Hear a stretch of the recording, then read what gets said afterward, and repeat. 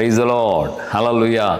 శుభోదయం. మన ప్రభువును రక్షకుడైన యేసే నామములో దేవుని బిడ్డలైన మీ అందరికీ నా హృదయపూర్వకమైన శుభములు తెలియచేస్తున్నాను. ప్రియులారా, ఎలా ఉన్నారు? దేవుడు మనల్ని అనుదినము ఆయన కాపాడి సంరక్షించి నడిపిస్తున్నారు. అందుకు దేవునికి మనం మానక కృతజ్ఞతాస్తుతి చెల్లింపబద్ధులమై ఉన్నాం. హల్లెలూయా. సో ఈ దినపు దేవుని యొక్క లేఖనంలో నుండి ఒక వాక్య భాగాన్ని మనం ధ్యానం చేసుకుందాం. దావీదుడైనటువంటి పౌలు గారు ఎఫెసీయులకు రాసిన పత్రిక 1వ అధ్యాయంలో ఆయన ఈ మాటలు రాస్తున్నాడు. దేవుని యొక్క మీ మనోనేత్రాలు వెలిగించబడితే ఆయన మీ యందు వినియోగపరిచినటువంటి ఆ బలాతిశయం ఎట్టిదో అన్నటువంటి విషయాలు ఆ అధ్యాయంలో ఆ వచనాల్లో 17, 18, 19 వచనాల్లో ఆయన రాస్తున్నాడు. ఆయన మన యందు వినియోగపరిచినటువంటి అపరిమితమైనటువంటి మహత్యము, శక్తి ఎలాంటిదో మీకు అర్థమవుతుంది అని. ఎప్పుడు అంటే మన మనోనేత్రాలు తెరవబడినప్పుడు అని. దేవుని బిడ్డలారా, ఆయన యొక్క కృప మహదైశ్వర్యము, ఆయన యొక్క కృప ఇంగ్లీష్ బైబిల్లో incredible, exceeding greatness, exceeding great power అని రాయబడింది. అపరిమితమైనటువంటి మహత్యము, అపరిమితమైనటువంటి శక్తి మన యందు దేవుడు వినియోగపరిచి ఉన్నాడు. అది మనకు తేటమవుతుంది మన మనోనేత్రాలు తెరవబడినప్పుడు అని. దేవుని బిడ్డలారా, మనం ఆలోచించాలంటే దేవుడు మన కొరకు ఆయన వినియోగపరిచిన, మన కొరకు ఆయన ఉపయోగించినటువంటి ఆ శక్తి, ఆ ప్రభావం అసాధారణమైనది, అసమానమైనది.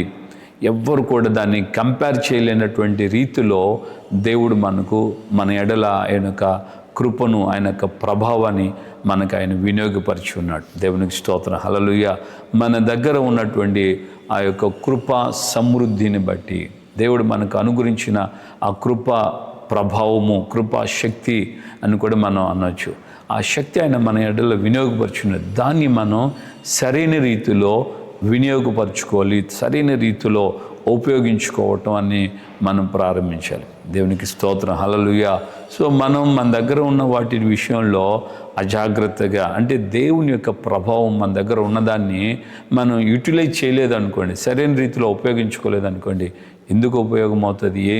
ఏవి దానివల్ల దేవుడు మనకు అనుగ్రహించిన ఆ యొక్క కృపా సమృద్ధిని బట్టి ఏం ఉపయోగం అవుతుంది?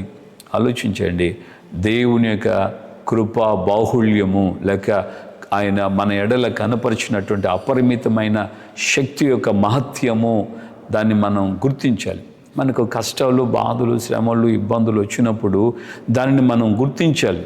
దేవా, నువ్వు నా ఎడల కనపరిచిన, దేవా నువ్వు నా ఎడల చూపిస్తున్నటువంటి ఆ మహత్యం, ఆ శక్తి, ఆ ప్రభావం, దాన్ని వినియోగించుకునే కృపను, జ్ఞానాన్ని నాకు ఇవ్వండి. ఆ శక్తిని, ఆ అధికారాన్ని బట్టి మనం కమెంట్ చేస్తే ఈవెన్ యూనివర్స్ కూడా మనకు ఒబే అవుతుంది.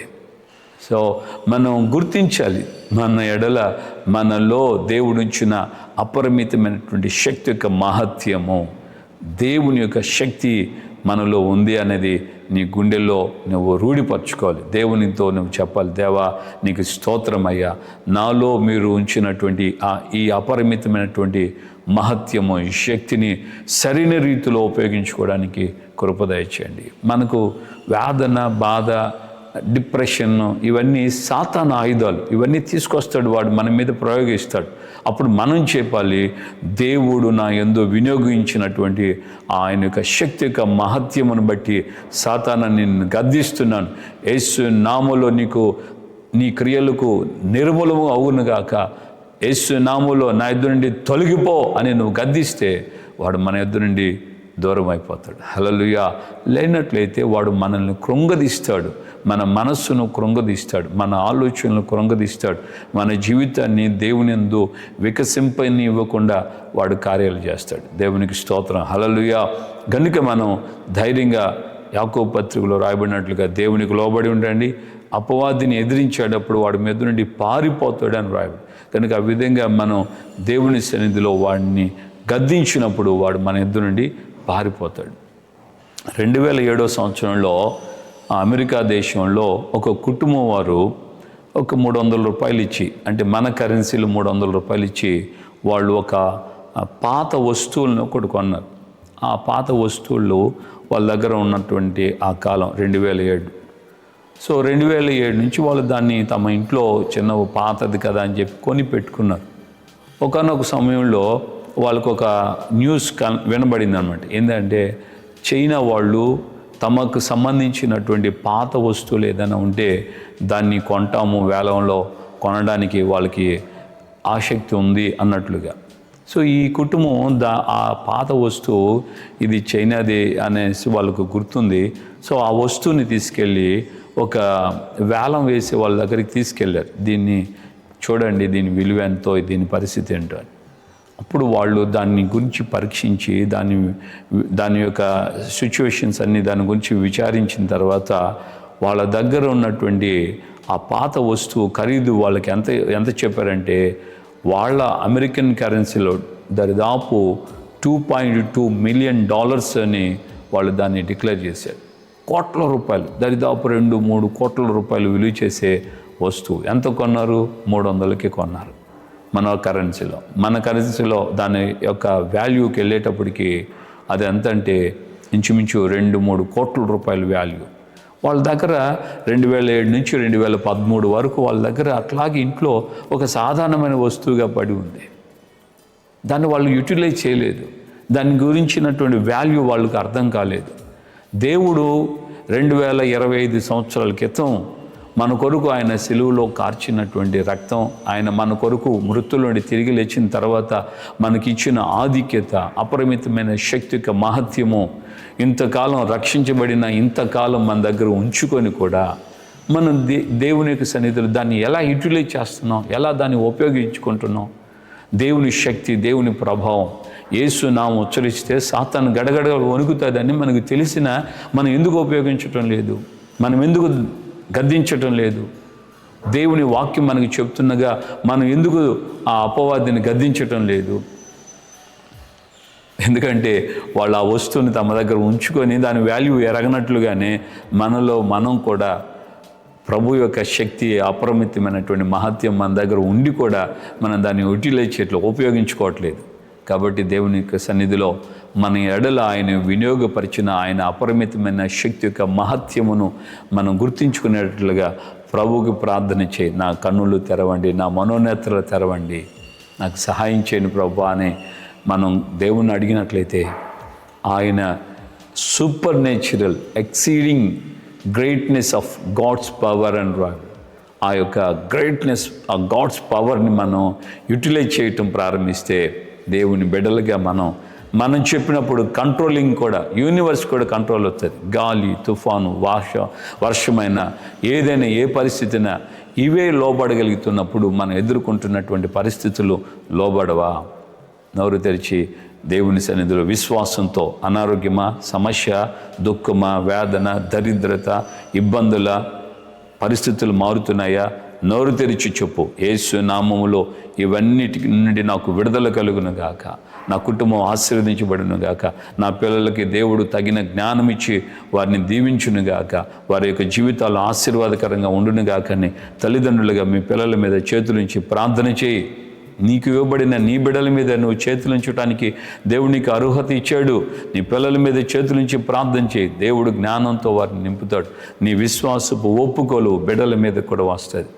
నీ విశ్వాసపు ఒప్పుకోలు నీ ఇంట్లో ఉన్న పాత్రల మీద చేతులు పెట్టి ప్రార్థన చేయి. నీ యొక్క ఇంట్లో ఉన్నటువంటి వంట రూమ్లోకి వెళ్ళు, ఏ యొక్క వస్తువులు ఏమి లేవో వాటి మీద చేతులుంచి ప్రార్థన చేయి. యేసు నామములో ఇవి నింపబడును గాక. విశ్వాసం అనున్నది నిరీక్షింపబడు వాటి యొక్క నిజ స్వరూపము. హల్లెలూయా. కనుక మనం విశ్వాసంతో దేవుడు మన యందు ఇచ్చినటువంటి ఆ అపరిమితమైన శక్తి యొక్క మహత్యాన్ని ఉపయోగించుకుందాం. కృప ద్వారా దేవుని సన్నిధిలో విశ్వాసపు జీవితాన్ని జీవిద్దాం. ప్రభు మనకు సహాయం చేస్తాడు. హల్లెలూయా. దైవజనుని గురించి నేను ఒక మాట చెప్పగలను. ఆయన ఇంగ్లాండ్ దేశంలో ఇంచుమించు ఐ థింక్ 2,000 మంది పిల్లల్ని, అనాథ పిల్లల్ని ఆయన పోషిస్తున్నాడు. స్పర్జన్ అనమాట, చార్లెస్ స్పర్జన్ గారు. ఆయన యొక్క పరిచర్యలో ఒక రోజున భోజనం లేదు పిల్లలకి, మధ్యాహ్నం భోజనం లేదు. వంట వాళ్ళు వచ్చి చెప్పారంట, అయ్యా పిల్లలకి భోజనం లేదు అని. అప్పుడు ఆయన అన్నాడట, పిల్లల్ని వరుసలో కూర్చోమని ప్లేట్లు సర్వ్ చేయండి అని. ఈ వంట వాళ్ళకి మైండ్ పోయింది. ఇప్పుడు ఇంతమంది పిల్లలకి భోజనం లైన్లో కూర్చోబెట్టి ప్లేట్లు ఇచ్చేసేసి ఈ ప్లేట్లు ఇచ్చేయమని అంటున్నారు. ఎట్లా తయారు చేయడానికైనా కనీసం 2 hours పడుతుంది కదా, ఇప్పుడు ఎలా చేయగలుగుతాము, ఈయన ఏంటి అని వాళ్ళకి తల పట్టుకొని అర్థం కాకుండా వాళ్ళు ఆలోచించారంట. అప్పుడు ఆయన విశ్వాసంతో చెప్పాడు, మీరు వెళ్ళి చేయండి అని. ఆయన రూమ్లో ఉండి ప్రార్థన చేస్తుండగా సరిగ్గా 1/2 hourలో ఆయన దగ్గరికి వచ్చి ఆ యొక్క వెహికల్ ఆ ఆహారముతో ఉన్న లోడ్ తీసుకొచ్చి వాళ్ళ దగ్గర ఇచ్చేసి వాళ్ళు వెళ్ళిపోయారు. దేవునికి మహిమ కలుగును గాక. విశ్వాసం అనేది నిరీక్షింపబడు వాటి యొక్క నిజ స్వరూపము కనుక మన విశ్వాసంతో దేవుడు మన యందు ఉంచినటువంటి ఆ ప్రభావం, శక్తిని బట్టి మనం మాట్లాడటం ప్రారంభిస్తే అది దేవుడు స్థిరపరచడం ప్రారంభిస్తాడు. దేవునికి మహిమ కలుగును గాక. ప్రార్థన చేసుకున్నాం. ప్రేమగల తండ్రి, మీ పాదాలు స్తోత్రం. ఉదయకాలం మందు మా ఎడల మీరు ఉపయోగించినటువంటి వినియోగపరిచినటువంటి అపరిమితమైన యొక్క శక్తి యొక్క మహత్యాన్ని గురించి మీరు మాతో మాట్లాడిన మాటలను బట్టి మీకు స్తోత్రం. మా జీవితాల్లో ఈ యొక్క నాయన స్థితిని మేము ఇంతకాలం ఉపయోగించలేకుండా పోయామయ్యా, మన్నించండి. మా ఎడల మీరు ఉంచినటువంటి ఆ యొక్క శక్తి ప్రభావము మేము నోరు తెచ్చి ఒప్పుకోలు చేస్తూ యేసు నామములు ఇది జరుగునుగా కానీ మేము చెప్పినప్పుడు నిశ్చయంగా అది జరుగుతుందని మీరు మీ ఆత్మ ద్వారా మాకు ఈ ఉదయకాలమును ఉపదేశించారు. ఆ మాటల ప్రకారంగా నీ బిడ్డలైన మేము ఆ విధంగా ముందుకు సాగుటకు సహాయం చేయండి అయ్యా. ఇంతకాలం మా జీవితాల్లో కుటుంబాలు ఎదుర్కొన్నటువంటి ఈ సమస్యలు పోరాటాలకి మాకు చక్కటి పరిష్కారపు మార్గాన్ని మీరు చూపించారు. అందుని బట్టి మీ స్తోత్రం. ఆ ప్రకారంగా మీ యొక్క సన్నిధిలో మా జీవితాలు ముందుకు నడిపించబడుతూ మీరు ఆఖరికి రాజ్యానికి మేము సిద్ధపట్టుకు సహాయం చేయండి. ఘనత మహిమ ప్రభావాలు మీరు మాత్రమే పొందమని యేసు పరిశుద్ధ నామంలో ప్రార్థన చేసి పొంది ఉన్నాము తండ్రి, ఆమేన్. మన ప్రభు అయిన యేసుక్రీస్తు కృపయు తండ్రి అయిన దేవుని ప్రేమ, పరిశుద్ధాత్మిక అన్యోన్య సహవాసం, సమాధానం ఇప్పుడు ఎల్లప్పుడూ సకల పరిశుద్ధులకు మనకును ప్రభు రాకడ పర్యంతం కృపతోడే ఉండి నడిపించును గాక. ఆమేన్, ఆమేన్, ఆమేన్. హల్లెలూయా. ప్రభుపేట అందరికీ వందనాలు. నిశ్చయముగా నీ యందు ఉన్న దేవుని అపరిమితమైన శక్తి యొక్క మహత్యాన్ని గుర్తెరుగు. దాన్ని బట్టి నువ్వు ధైర్యం తెచ్చుకొని మాట్లాడు. దాన్ని బట్టి నువ్వు ఏది కావాలో నోరు తెరిచి చెప్పడం ప్రారంభిస్తే నిశ్చయంగా దేవుడు నీకు ఆయన విశ్వాసంతో నువ్వు చెప్పిన మాటలన్నీ స్థిరపరుస్తూ ఆయన నిన్ను నడిపిస్తాడు. కృప మనకు తోడుగా ఉండి బలపరిచి నడిపించును గాక. Praise the lord.